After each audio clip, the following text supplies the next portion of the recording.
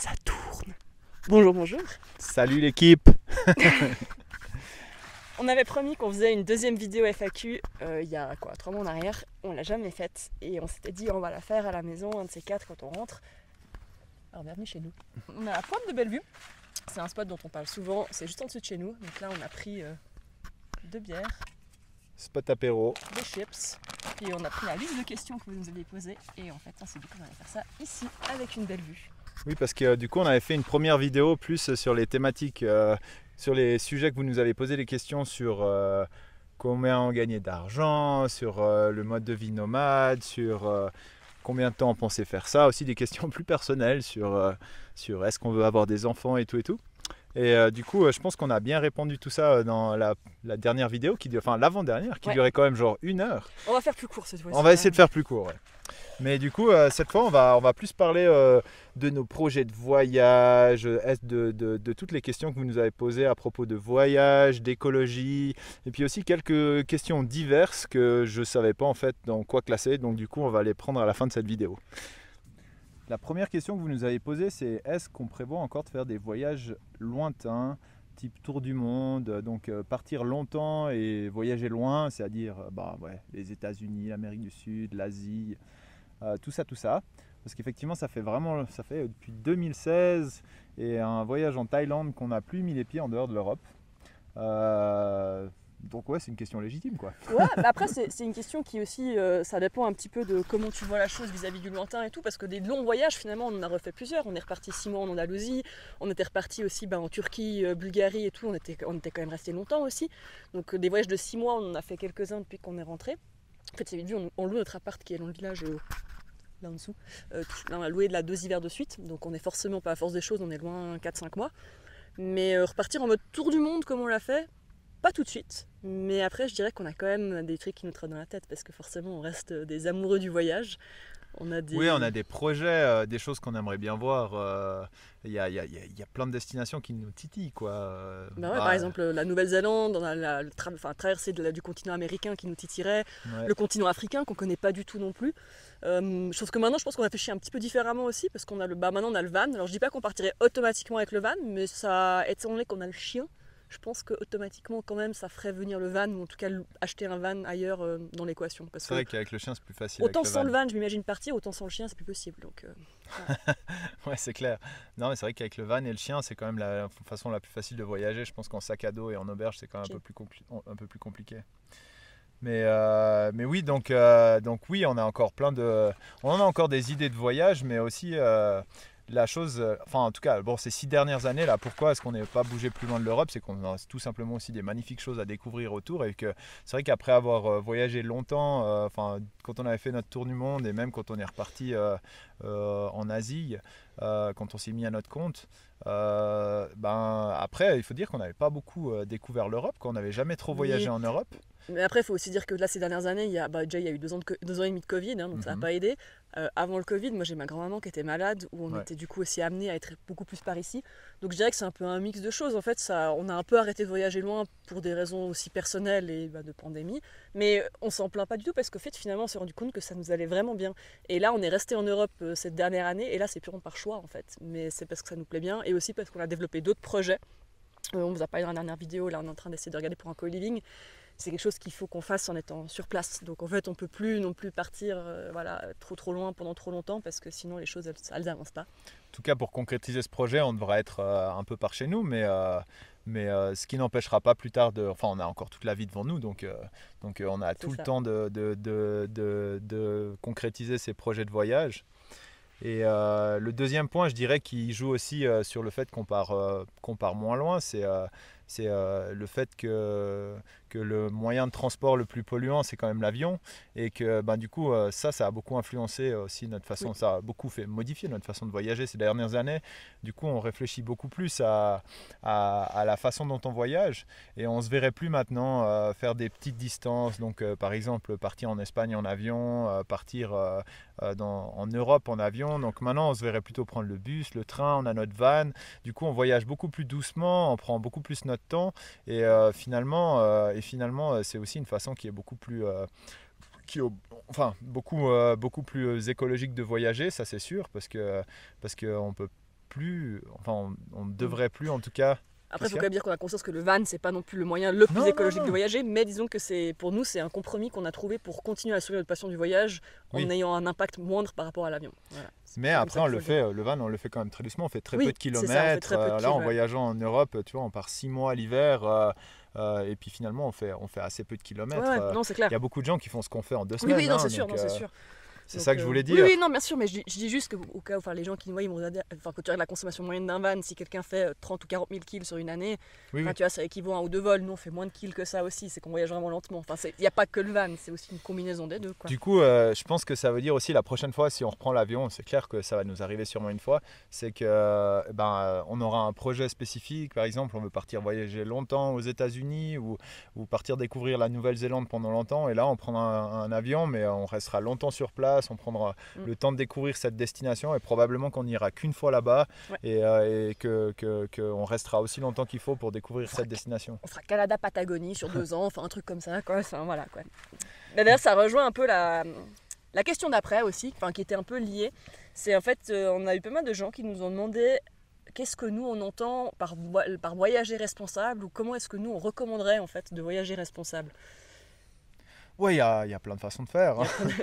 Après, je pense pas qu'on ait des références. On est des gens qui sommes conscients et on fait attention. Mais après, on est loin d'être irréprochable. Parce que je pense que... voilà. Mais, Bon, après, c'est clair, il n'y a personne qui est irréprochable. Mais je pense que si on reprend les choses dans l'ordre, pour moi, parler de ma... Enfin, pour moi, Benoît, le pragmatique de base, voyager de manière responsable, c'est... Premièrement, c'est baisser les points qui sont les plus impactants sur la nature et l'environnement. Et pour le coup, c'est réduire au plus l'avion parce que c'est le moyen de transport le plus polluant. Donc essayer de privilégier les moyens de transport terrestre ou de faire aussi des plus petites distances. Donc là, il y a beaucoup de façons de faire. Le van, comme on disait, c'est pas le plus écolo non plus. On pourrait aussi voyager à vélo. Voyager à vélo, c'est beaucoup plus écolo. Non, ça marche pas ça. Pareil avec moi. Il faut qu'il ait plus de chiens, puis il faut qu'il change de femme. Ça fait quand même. Ça fait dans les divers, il y a une question sur le voyage à vélo. On y reviendra. Plus tard. Pour moi, une façon de voyager responsable, c'est aussi vraiment. En fait, quand tu as de l'argent, finalement, chaque billet que tu as, c'est comme un droit de vote que tu as. Donc je pense qu'après, il y a un truc quand tu voyages aussi, c'est de faire attention à la manière dont tu dépenses ton argent. Donc, et ça vraiment sur tout plein de niveaux, que ce soit sur tes hébergements, sur la nourriture. Ça va être, nous maintenant, ce qu'on fait particulièrement plus qu'au début. J'avoue, quand on était en tour du monde, on l'a beaucoup moins fait. Mais maintenant, on essaie vraiment de passer en direct chez des gens, de consommer des produits qui viennent des marchés plutôt que des supermarchés. C'est très valable en Asie surtout, par exemple, 7-Eleven, c'est pratique en Thaïlande, mais en vrai, c'est pas eux qui ont besoin de nos sous, quoi. En fait, on fait mieux d'aller au marché acheter des choses et puis de faire vivre les petits commerces locaux. Ouais, c'est aussi c'est valable. Tout ça, c'est valable aussi pour les activités. C'est de choisir un guide local et de passer en direct, d'éviter tous les intermédiaires. Donc, je dirais qu'une manière de voyager responsable, c'est de prendre plus de temps pour bien choisir les prestataires avec qui vous décidez de faire une activité, pour choisir ce que vous mangez, choisir ce que vous achetez en passant directement par des petits producteurs du coin si vous avez le choix. Donc chaque fois que vous dépensez de l'argent, finalement, c'est une possibilité de le dépenser de manière de réfléchir à comment vous le dépensez en fait. Ouais. Mais sinon, pour le reste, c'est comme à la maison. La nourriture, globalement, c'est déjà... tout le monde sait que manger de la viande 3 fois par jour, c'est pas écolo. Donc si tu le fais en voyage, ça va pas améliorer les choses. Même chose pour les déchets, le plastique. Et je dirais qu'un autre point qu'on n'a pas touché aussi, c'est peut-être aussi du point de vue des animaux, mais des activités que vous faites par rapport aux minorités ethniques quand vous voyagez, c'est de faire très attention pour ce genre d'activité touristique, de faire très très attention à ce qui vous est proposé et de bien choisir de nouveau vos prestataires, de ne pas faire des choses avec des... Non, vous pouvez toujours aller voir un sanctuaire d'éléphants où ils font très très attention et puis ils essaient de les réinsérer correctement. Mais il y en a très peu qui sont vraiment bien, tu vois. Il faut vraiment beaucoup chercher. C'est pour ça que je dis qu'il faut bien choisir et bien se renseigner sur la démarche, mais que dans toutes ces choses-là, il faut faire très attention. Je pense aussi que de se renseigner en amont avant de faire votre voyage, c'est une façon de voyager plus responsable parce que ça vous montre que finalement vous vous intéressez à la culture du pays, que vous arrivez sur place, que vous connaissez des choses sur les gens, sur leurs traditions. Par exemple, moi je pense typiquement à un pays comme le Laos ou à l'Indonésie, où par exemple en Indonésie, il y a une partie, il y a des îles où ils sont musulmans. Ouais. Si vous n'êtes pas renseigné en avance, peut-être que vous allez vous balader en maillot de bain au milieu d'un village alors que c'est pas du tout toléré dans leur culture ou que c'est très mal vu. Et ça, c'est des choses qui sont toutes bêtes, mais si vous êtes un petit peu renseigné en amont de votre voyage et que vous êtes renseigné sur la culture locale, vous ne ferez pas ces erreurs-là. Puis pour moi, c'est une preuve de respect, puis c'est aussi une manière de voyager responsable. Tout à fait. Ouais. Et c'est pas parce que John et Suzanne ils le font, parce qu'on voit des gens en maillot de bain qu'il faut le faire aussi. En fait, c'est ça aussi. Ça, c'est un truc qui est important de se dire que en fait, on a ses propres trucs et on essaie de respecter à son échelle, quoi. Ouais. Sinon, est-ce qu'on s'est déjà privé de telle ou telle chose pour des raisons écologiques? Ça, c'était une des questions qu'on nous a parlé.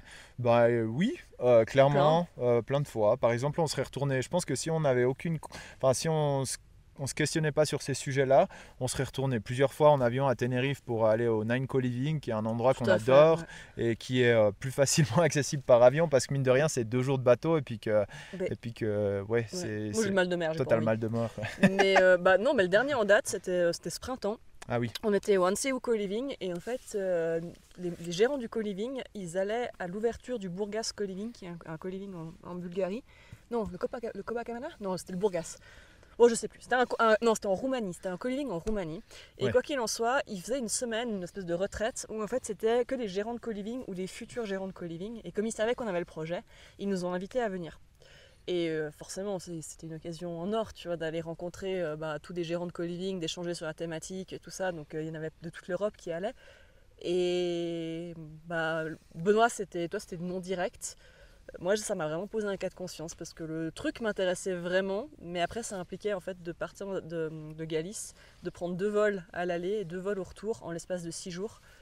Et au final, on n'est pas allé.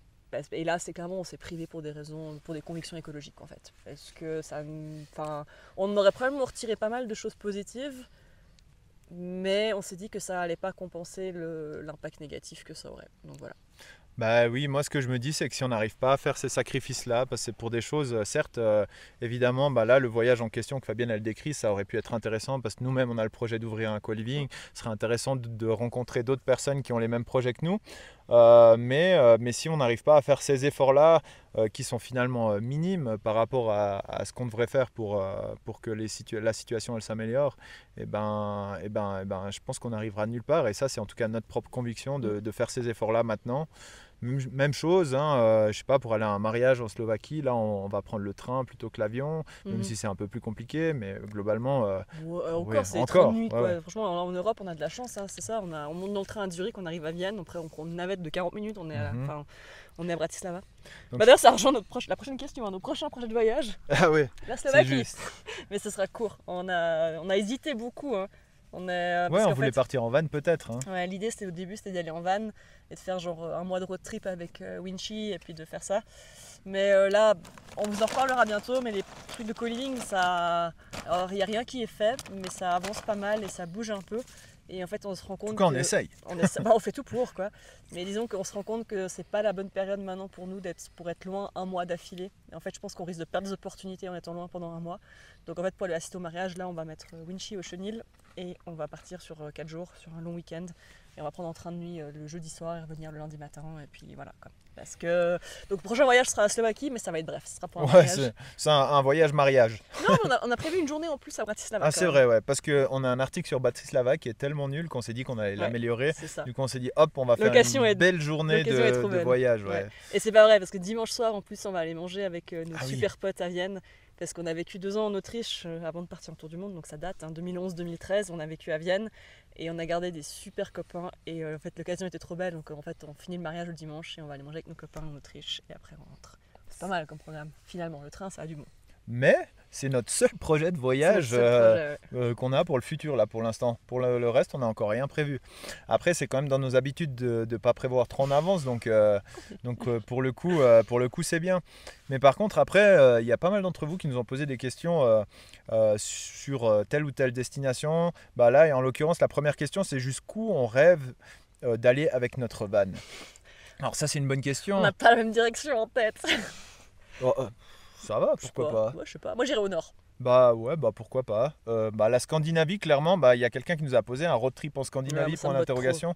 Bah Claire, la côte norvégienne, c'est celle qui m'intéresserait le plus parce qu'il y a l'air d'avoir beaucoup de montagnes, des fjords, il y a l'air de quoi pouvoir me défouler en termes de randonnée, ça me plairait trop. Et puis ils ont surtout une super belle vision entre l'homme et la nature, ce qui fait qu'on a le droit, la nature elle est accessible à tous, il y a cette philosophie-là dans les pays du Nord qui est vraiment chouette quand on voyage en van ou autre, hein, qu'on randonne tout simplement, donc on peut planter notre tente partout, et ça c'est vraiment des endroits qui nous titillent. Quand on avait fait le Kungsleden, la voie royale en Laponie suédoise, on a eu une superbe expérience là-bas, c'était génial.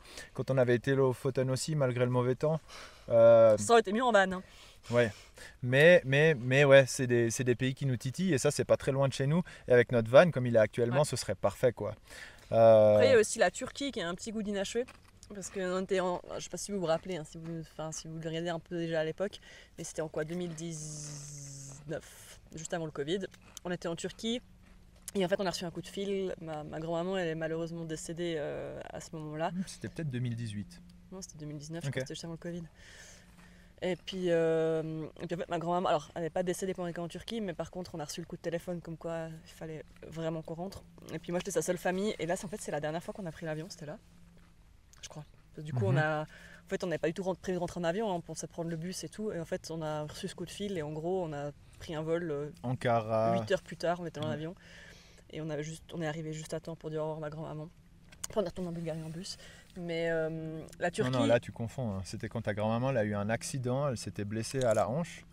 Donc là tu confonds les deux événements. Ouais. C'est vrai, mais du coup quand même on était rentré précipitamment de la Turquie, ça je me rappelle quand on a reçu ce coup de fil, ouais, non, c'est vrai, elle était tombée, elle s'était cassé le col du fémur. Ouais. Et c'est vrai qu'on avait été à son chevet, on avait été l'aider pendant quelques semaines avant de repartir du coup en bus. Et on avait reçu ce coup de fil et on était rentré précipitamment en avion. Et du coup, la Turquie, en fait, on avait 1000 projets encore. On avait un Trello avec plein de trucs qu'on voulait voir en Turquie. Bah ouais. Et il s'avère qu'on était par chance à Ankara quand on a reçu le coup de fil. Et du coup, on a été à l'aéroport, on a pris l'avion. Mais ça a un petit goût d'inachevé. Parce que depuis Ankara, la Cappadoce, on avait prévu d'aller vers la mer Noire là et tout. Ça avait l'air hyper sympa. Peut-être même retourner jusque vers la Géorgie. Et puis, ouais, c'est ça. À la base, le projet, c'était vraiment ça. Ouais. Mais bon. Donc, du coup, il y a la ça avec le van. La Turquie a un petit goût d'inachevé que je pense qu'on ferait bien une fois avec le van.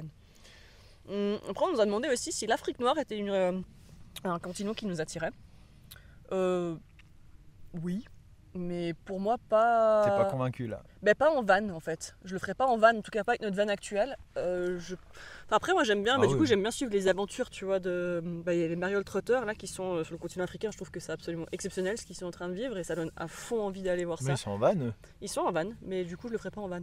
Tu le ferais comment? Mais je penserais avec un 4x4 plutôt. Peut-être plutôt comme. Non, tu vois, plutôt comme Olivia le fait, tu vois, avec un 4x4, avec un. Je sais pas. C'est la même chose, hein.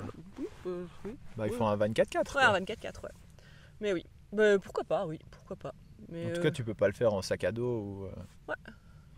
Non, parce que les transports. Enfin, ça dépend des pays. Il y a des pays où les transports en commun sont très bien développés, mais pas partout. Non, je pense qu'avoir son véhicule, c'est mieux. Mais. Par rapport à ce genre de destination, je trouve un truc qui, moi, personnellement, m'attire, c'est aussi le fait que culturellement, ce soit si différent.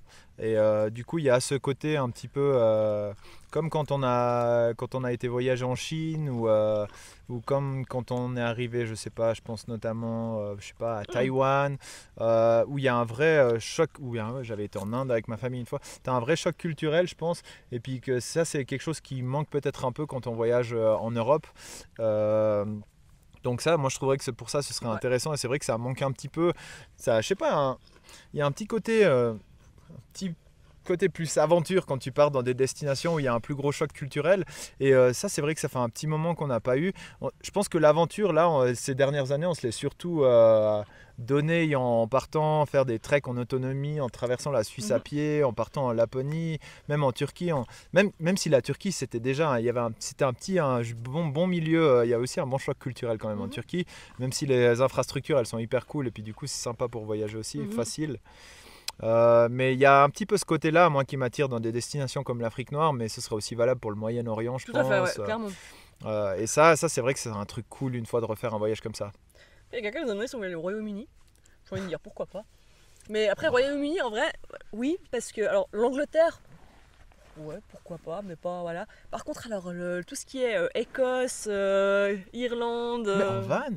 Mais c'est ça, mais c'est ouf. Enfin, je pense qu'honnêtement, ça nous plairait vraiment, vraiment beaucoup, quoi. En plus, on a rencontré pas mal de gens qui étaient soit écossais, soit irlandais, ou qui venaient, enfin ouais, qui venaient dans des co-living. Dans des co-living. À chaque fois, c'était des gens trop cool. Donc je me dis qu'en vrai, ça nous plairait vraiment beaucoup. Après, il paraît que la météo est vraiment pourrie. Hein. Les gens de là-bas, ils nous l'ont confirmé quand même.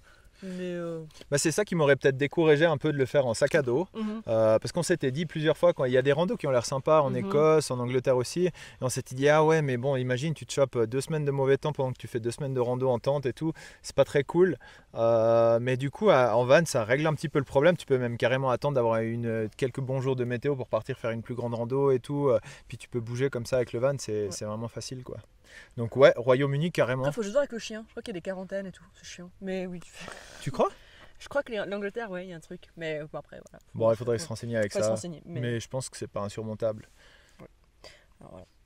Mais alors, ah oui, et puis du coup, bah oui, pour rester dans les projets de voyage et puis un peu, finalement l'écologie, c'est ça que je te disais, c'est est-ce que le voyage à vélo, ça nous tente ? Absolument pas. Un petit peu quand même, mais j'ai pas réussi encore à la convaincre. Il est pas prêt d'y arriver. Non. Déjà on marche. Hein. Non. Ah, franchement, après ça, alors c'est con hein, parce que j'ai un. Justifie-toi un peu. Ouais, j'ai un respect fou pour les gens qui voyagent à vélo, mais moi j'aime bien maintenant, tu vois. Du coup, le van, j'aime bien. J'aime bien la rando, mais le vélo, ça fait mal. Et puis, après, c'est vrai que tu vas plus loin. Ça, c'est cool. Mais après, je sais pas, je suis partie de ces gens que je suis pas à l'aise sur un vélo. J'en sais rien. Peut-être que tu me fais faire 200 kills. Après, c'est bon, le problème est réglé. Faut dire que Fabienne, elle a grandi dans une ville où c'était en pente comme ça. Du coup, elle a jamais trop fait du vélo. Et puis, du coup, elle est pas hyper à l'aise. J'ai vraiment fait la première fois du vélo, c'est à Taïwan. Hein. C'est quand on a loué des vélos pour une semaine. J'avais jamais fait de vélo vraiment avant. D'ailleurs, on vous mettra le lien de la vidéo à Taïwan en description. Oui. Fabienne Cancellara, tu m'avais appelé à cette vidéo. Oui, c'est vrai. Ouais, voilà. Mais non, mais enfin, je dis non, mais pardon. Mais faut jamais dire jamais, hein. Mais c'est pas le premier truc, quoi. Mais en vrai, c'est une façon de voyager où on pourrait aussi prendre le chien. Il y a des gens qui le font. D'ailleurs, là aussi, je me réjouis de suivre le couple. Un monde à vélo. Non, pas un monde à vélo. Ceux qui étaient au Québec. Ah, au Canada. 3 chiens pour une traversée. 3 chiens pour une traversée qui vont voyager à vélo. Là, ils sont rentrés en France et du coup, j'ai vu un petit peu avec leur sorte de remorque pour les chiens qu'ils ont et tout. Ça a l'air super intéressant. Il y a aussi un monde à vélo qui a adopté un chien tout en voyageant. On a vu que c'était pas si facile que ça, mais ils ont adopté un chien. Puis maintenant, ils voyagent avec un chien. Mais c'est une façon de voyager qui permettrait aussi de prendre le chien. Contrairement au voyage au sac à dos qui me paraît un tout petit peu incompatible avec ça. Mais oui. Pourquoi pas, peut-être qu'une fois ça nous arrivera, mais c'est vrai qu'on a quand même pas mal d'autres idées qui sont pas à vélo et je pense que la rando ça nous attire plus de base que le vélo. Donc je pense qu'on va rester là-dessus d'abord et puis qui sait, peut-être qu'un jour on se laissera tenter. Pas sûr.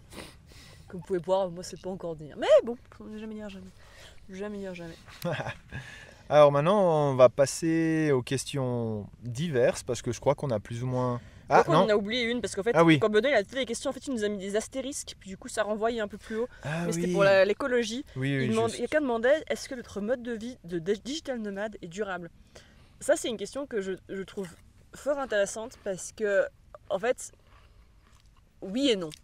En fait, dans les digital nomades, je pense qu'il y a toute une frange de digital nomades qui ont un mode de vie qui est beaucoup plus sobre et qui est beaucoup plus écologique, si on veut, en termes d'impact que la plupart des gens qui vivent, on va dire, dans la société, on va dire, normale.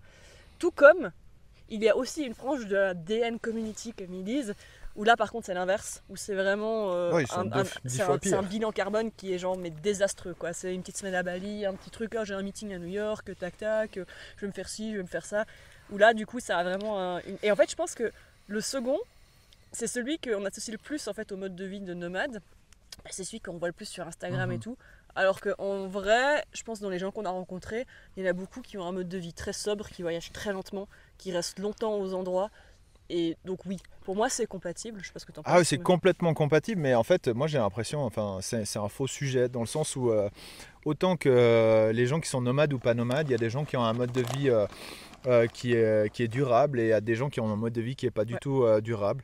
Et dans les digital nomades, c'est la même chose. Il y a des gens qui prennent l'avion toutes les semaines et puis qui ont des business qui sont pas très éthiques, enfin, je ne vais pas rentrer trop dans le détail maintenant, mais il y a plein de business qui sont vraiment, qui sont vraiment pas durables, pas très éthiques, et qui consistent principalement à profiter du travail d'autres pour gagner de l'argent facilement sur Internet.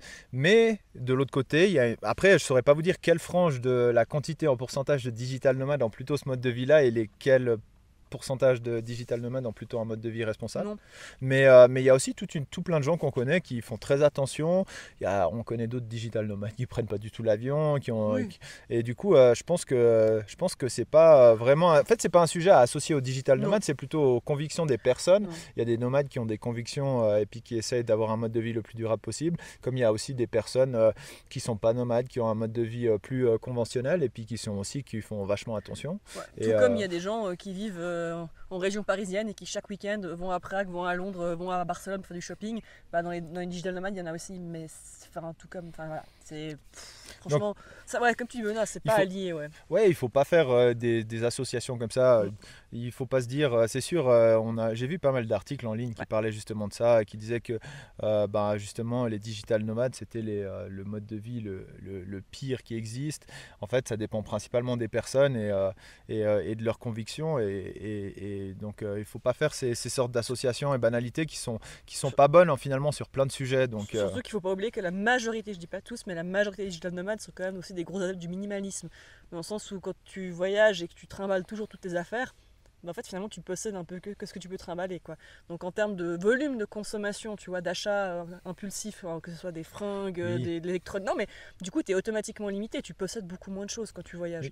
Mais c'est pas automatiquement tout le monde, mais oui, mais je dirais que c'est principalement donc, l'éthique des gens qui compte principalement, et il y a de tout. Exact. Il y a de tout, il y a des gens chouettes, il y a des cons, voilà, il y a de tout. Comme partout. On va passer au divers. Fourre-tout. Fourre-tout. Ouais, toutes les questions qu'on savait pas où classer dans une de ces deux vidéos. Du coup, tu préfères commencer par celle-là du fond? Ouais. Je sais pas, Notre matériel photo, est-ce que c'est lourd, pas trop lourd? Du coup, je vais m'employer à cette réponse vu que c'est moi qui porte tout le temps le matos photo. Du coup, j'achète ce que je suis capable de porter. Du coup, je reste le plus minimaliste possible, mais pour moi, mais du coup j'arrive à me trimballer toujours généralement 3 objectifs et un montre, parce que même quand on vient faire des vidéos puis qu'on a la caméra là, donc ça c'est le matériel que j'embarque. Même on est venu boire une bière et manger des chips, donc ça c'est le matériel que j'embarque, donc 2 objectifs plus l'appareil photo et avec un objectif plus le trépied, c'est ce que j'embarque même quand on part 3 semaines randonnée. Donc ça pèse combien? Donc ça pèse à peu près kg et demi, c'est probablement 3-4 kg de matériel photo. Et ça, c'est le maximum que je peux porter, par exemple quand on part randonnée plusieurs semaines par exemple. Même pour la Via Alpina, je crois que j'avais sacrifié un objectif parce que je voulais vraiment limiter le poids. Mais quand on était parti en Laponie ou d'autres randonnées, quand on a même traversé la Suisse sur la crête du Jura, j'avais pris 3 objectifs. Et donc ça c'est ce que je suis capable moi de transporter. C'est ce que ça pèse d'avoir un appareil photo qui est un plein format, donc un appareil photo quand même qui est vraiment bien dans toutes les situations. C'est ce que ça pèse de l'avoir avec soi et puis d'avoir le matériel pour faire un petit peu tout ce qu'on veut. Mais il y a des gens qui préfèrent partir avec un compact et du coup ça leur coûte 500 grammes d'avoir ça dans la poche, même pas. Donc ça c'est propre à chacun. Donc oui, moi je porte 3-4 kilos tout le temps, j'ai pris l'habitude et c'est pas un problème pour moi, mais tout le monde n'aura pas le même avis, donc voilà. Comment fait-on pour trouver les idées rando? Bon, il y a plein de façons. Je pense que notre première source d'idées rando, c'est Google Images. C'est con, mais tu sais, quand on est quelque part, souvent on regarde des noms de sommets et tout, on regarde des photos, on dit j'irais bien voir ce point de vue. Moi en Europe c'est quand même Wikiloc, je dirais. Alors ouais, c'est un mix, il y a Wikiloc, il y a...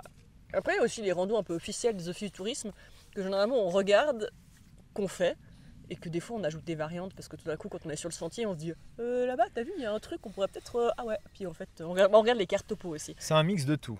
Ouais. Mais je dirais que en Europe en tout cas, en France c'est une exception, c'est Visorando plus que. Mais en Europe, Wikiloc, il y a énormément d'itinéraires qui ont été ajoutés par des randonneurs. Et franchement, c'est une grosse source d'inspiration. Donc si on a envie de randonner à un endroit, par exemple, disons qu'on a envie de voir telle ou telle chose, ou qu'on a envie de découvrir telle ou telle région, dans Wikiloc, on va toujours trouver des itinéraires. Et ça, c'est une bonne source d'inspiration. Mais après aussi. Des blogs aussi. Oui. Mais oui, les blogs, oui. Mais sinon, bêtement, le Maps.me, la carte, c'est vrai que souvent ce qu'on fait, c'est on regarde où c'est qu'on a envie d'aller, on voit les sentiers qu'il y a de randonnée, et puis entre ça, plus ce qu'on a trouvé en ligne, et on se fait un itinéraire custom, quoi. Plus se perdre en chemin aussi, quoi. En vrai, des fois, on y va, puis voilà. Mais après, généralement, on trace toujours notre itinéraire en amont. Hein. Oui. Donc nous, on utilise AllTrail, c'est le site qu'on met toujours sur le truc de carte qu'on met toujours sur notre site internet. Ça, on les trace presque toujours en amont, comme ça on a toujours déjà un peu la carte, on va pas se perdre pendant la rando, donc ça on a une bonne habitude pour ça. En fait on aime mieux AllTrails que Wikiloc pour ça, mais après il faut laisser qu'en Europe Wikiloc ils ont plus d'utilisateurs et que du coup il y a plus de traces. Donc pour tracer, moi je dirais sur AllTrails, et puis Wikiloc c'est cool pour trouver des idées. En tout cas en Europe, ouais. Je pense que, dans les autres, ça on connaît pas trop. Pas trop Amérique du Sud, on faisait pas trop attention. On avait un guide de randonnée du Lonely Planet, là je me rappelle, pour les randonnées en Amérique du Sud. Il nous a trahi plus d'une fois celui-là d'ailleurs. Donc ouais, vous voyez, on utilise plein de trucs. Il faut lire. C'est vrai que les blogs aussi c'est sympa, quoi. Là, dernièrement, on se disait qu'est-ce qu'on allait faire comme rando cet été. Là, j'ai plusieurs articles de blog qui sont bookmarkés sur des randos à travers les Alpes et tout. Donc voilà comment on cherche. Sinon, sur notre site, on en a pas mal si ça vous cherchez de l'inspiration. Je coupe juste 2 secondes. Il s'approche et on a un talus, enfin une falaise. Il s'approche un peu trop à mon goût là. Il a un instinct de survie assez modéré ce chien des fois, donc il est pas mort encore, vous me direz, mais.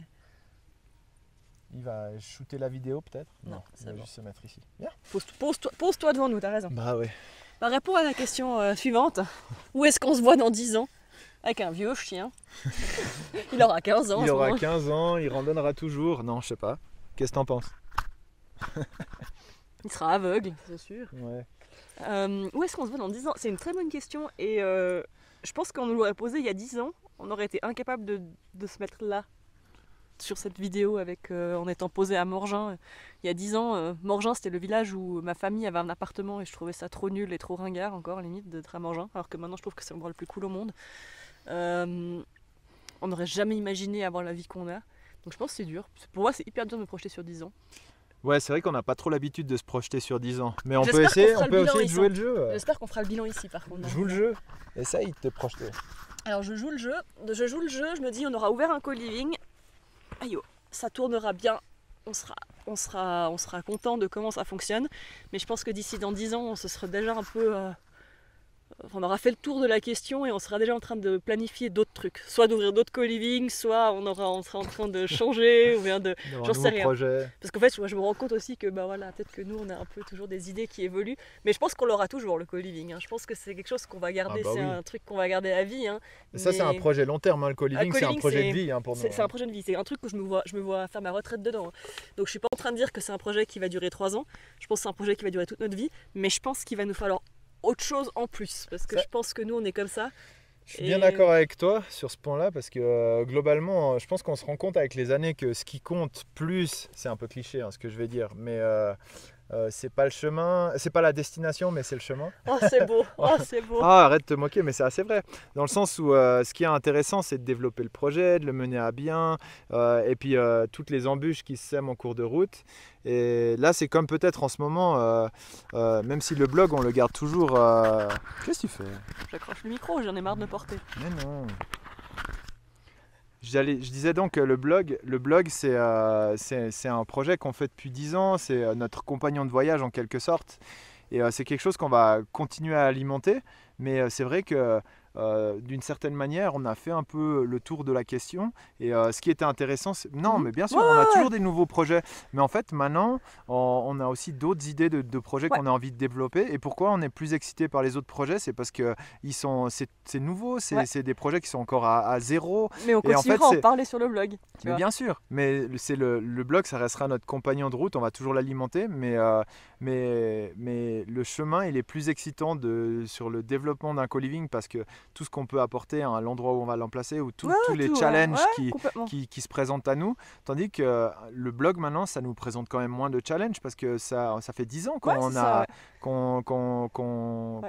un blog et finalement qu'on s'est intéressé à toutes les questions qui tournent autour. Donc de ce point de vue-là, je suis d'accord avec Fabienne. Je pense que dans 10 ans, du coup, si on arrive à ouvrir un co-living, on aura déjà d'autres projets parce que on aura un autre chemin à prendre, on aura d'autres challenges qui nous appellent. Mais on aura toujours notre co-living, on aura toujours notre blog et notre chien, j'espère. J'espère aussi. 10 ans, 15 ans, hein, c'est un peu la limite. Hein. Tu auras toujours ta femme. Ah bah oui. Donc, moi je me vois bien quand même, si je devais essayer d'être plus concret, c'est qu'on ait développé ce projet-là, qu'on ait du coup une base dans notre co-living, mais qu'on soit toujours capable, qu'on ait suffisamment de flexibilité pour voyager une partie de l'année aussi, que ce soit en van ou n'importe comment, qu'on continue de randonner. Et qu'est-ce qu'on pourrait avoir comme autre projet? Je pense qu'on aura plus d'AU, à titre perso. On aura quoi? Plus d'AU, le van. Ah, je sais pas. Je pense qu'on aura peut-être changé de van. Peut-être, ouais. Peut-être. Je sais rien, je dis ça, j'en sais rien. On n'a pas prévu de changer de van. Là, c'est quand même des spéculations. Non, mais dans 10 ans, tu vois. Je pense, j'en sais rien en fait. Ouais. Ou on aura quel âge dans 10 ans? On ne serait pas encore l'âge de la retraite, donc on ne développera pas un home pour vieux en mode co-living encore. Ce sera trop tôt. Non. Non, mais quoi d'autre? Peut-être qu'on aura eu un refuge pour chiens, une réserve d'animaux. Non. Mon rêve secret. À côté du co-living serait possible. Ouais, hein. je sais. Imagine si tu as des chiens qui sont pas très bien, du coup tu peux les sociabiliser avec les gens du co-living et tout, ce serait pratique. Je n'étais pas encore au courant en fait que nous au co-living on ferait famille d'accueil. Je ne sais pas encore, mais en vrai moi c'est déjà dans mes plans. Et la dernière question? Est-ce qu'on est heureux? Bah réponds. Bah je te la pose. Ah tu me la poses? Bah oui, moi je suis trop heureux.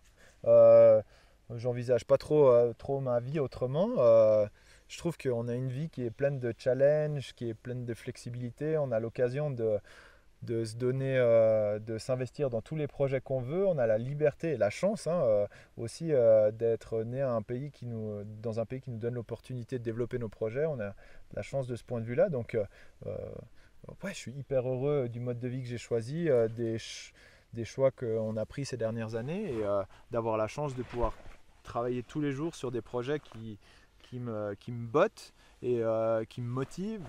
Et j'espère que je continuerai à être curieux, à développer des nouveaux projets. Et ça, c'est une vie qui me passionne, quoi. Je trouverais ça cool de continuer comme ça. Donc ouais, pour ça, puis je pense que vu qu'on est les deux un peu là-dedans, comme ça, maintenant les trois, Lui, il s'en fout. C'est cool d'avoir la chance d'avoir trouvé une personne qui partage cette vision de la vie et du monde. Et du coup, de pouvoir faire ça ensemble, c'est vraiment top, quoi. Ouais. Moi je me suis rendu compte, je crois qu'à nouveau c'est lié avec le projet de co-living, mais je me suis rendu compte que j'avais besoin d'être entourée de gens et pas forcément que des écrans et des ordis, et c'est un truc qui m'a beaucoup manqué ces dernières années, et maintenant je me rends compte que maintenant qu'on est de nouveau plus ici, aussi je vois plus mes amis, on est plus en contact avec de la famille, des choses comme ça, et je me rends compte que ça m'épanouit et ça me rend vraiment heureuse. Et j'ai vraiment la certitude aussi que le co-living c'est quelque chose qui va me combler, dans le sens où ça va être des relations durables que tu peux créer avec quelqu'un, parce qu'on les a déjà retrouvés dans des co-living. En fait les co-living c'était un peu des petites bribes de bonheur à chaque fois dans notre vie d'avant, parce qu'on avait une vie vachement indépendante, un peu solitaire dans le fait mais on était deux, mais solitaire quand même notre mode de vie, parce que mine de rien, on dirait pas quand on nous voyait là, mais en fait on bosse quand même beaucoup, et on était vachement un peu dans notre truc à nous, et les co-living c'était un peu notre moment social. C'est ça qu'on a vraiment beaucoup aimé, mais je me suis rendu compte à quel point j'avais besoin de ça pour être heureuse, et maintenant que j'ai mis plus de relations sociales dans ma vie, je me sens vraiment beaucoup mieux aussi. Et donc je pense que, alors déjà oui, je suis heureuse, et je pense que ça ne peut que rester comme ça dans les mois et les années à venir, parce qu'on est vraiment, je suis en train de mettre ce genre de choses maintenant en priorité dans ma vie, chose que j'ai peut-être pas fait assez avant, et que maintenant je le fais, que ça me rend très heureuse. Voilà. Bah, je te rejoins quand même sur le côté, même si pourtant moi, je suis peut-être pas le, le plus social des gars, mais quand même, hein. Mais je me les de vie. Eh Winchy, tu viens ici? Viens. Il y a vraiment une falaise. Viens, hop. Chips. Il est con. Je disais que bah voilà, c'est bien. Je disais oui que bien que je suis pas le gars forcément le plus social et que je peux très bien rester 2 semaines tout seul, ça c'est un micro, 2 semaines tout seul à coder mes trucs sur mon ordinateur, je me rends compte que en fait bah ouais, que de vivre entouré de gens c'est quand même quelque chose de cool, ça, même si des fois ça peut être fatigant un peu aussi, mais ça te challenge, ça t'ouvre tes opinions et c'est quelque chose qui a été globalement à chaque fois qu'on a passé du temps dans des co-living, c'était quelque chose qui a été très positif et je me réjouis d'intégrer ça dans notre vie. Alors voilà, j'espère qu'on a répondu à toutes les questions. Là il y a le soleil qui va se coucher, je pense qu'on va profiter de ces jolies lumières pour finir notre bière. Manger, On a pris du pique-nique et puis on vous dit à bientôt pour une prochaine vidéo. et puis comme d'habitude n'hésitez pas à nous dire ce que vous avez pensé de la vidéo en commentaire, Avec un pouce en haut. avec un pouce en haut, likez, suivez la page, activez la cloche, tout ça. Et si ce format il vous plaît, n'hésitez pas à nous en dire ce que vous en pensez de tout ça en commentaire et à nous poser d'autres questions si vous en avez. Voilà quoi. Voilà, on espère que ça vous... Je sais pas pourquoi on rit comme des malades maintenant. Mais on espère que ça vous a plu. Et puis on vous souhaite une belle fin de journée. Parce que nous en fait on est en face des plus belles montagnes du monde. Donc du coup on va profiter de la fin de soirée.